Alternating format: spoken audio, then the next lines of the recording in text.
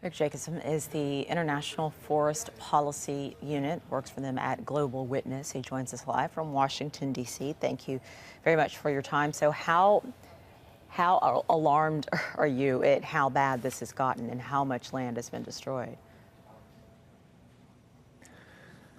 Hi, Rochelle.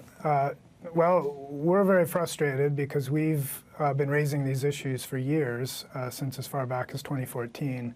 And the government has often responded to allegations with claims that it's going to address the issue, cancel leases, give the land back to the communities, and stop the logging. But what we're seeing instead is that even as the government makes this kind of statement in public, behind the scenes, it's secretly allocating even more permits. So far from the issue being addressed, unfortunately, it seems like it's here to stay. So when you're talking about this much money, because obviously that's what drives something like this, how do you make an impact? Who or what is in a position to actually make an impact to slow this down when there's this much money at stake?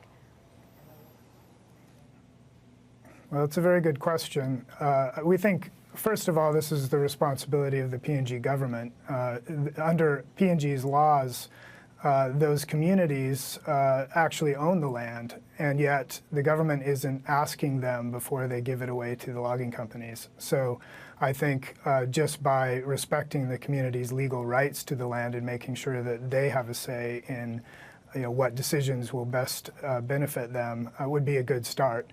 But given that the government hasn't done so well so far in that regard, we're also calling on international companies who may be dealing in the wood that's coming out of PNG, which is $1 billion annual industry, to take a close look at where it's coming from and make sure that what they're buying isn't actually driving these kinds of abuses on the ground. How do you pinpoint when this started to escalate to this point? What was it? When was it?